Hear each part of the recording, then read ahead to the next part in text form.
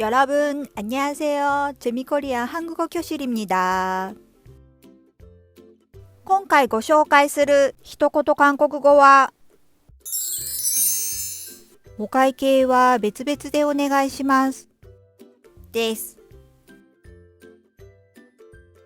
韓国語では、따로 계산해 주세요と言います。別に、따로計算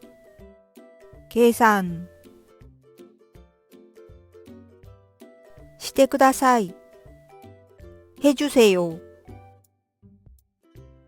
直訳すると、別に計算してくださいという意味で、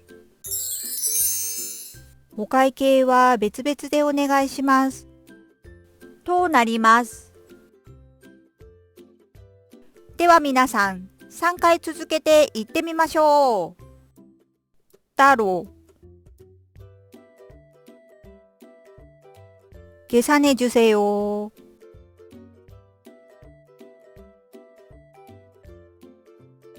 따로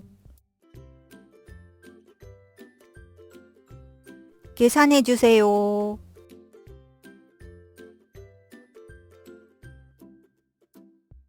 따로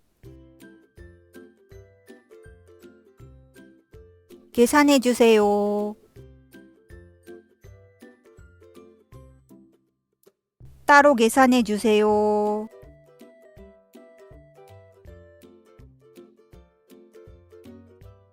따로 계산해 주세요.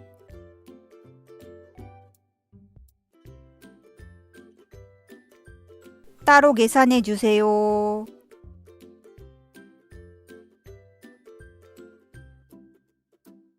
最後は皆さんが先に言ってみましょう。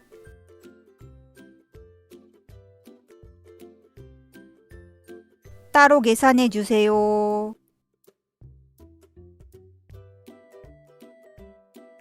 もう一度。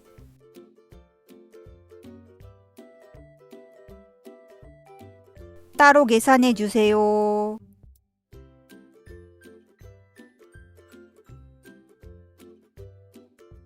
もう一度。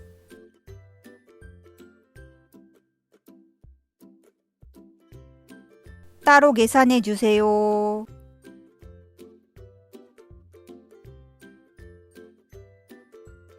うまくできましたか？何も見ないで言えるようになるまでたくさん言う練習をしてくださいね。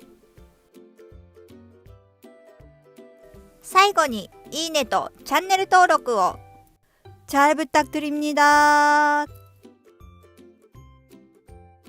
재미코리안韓国語教室でした。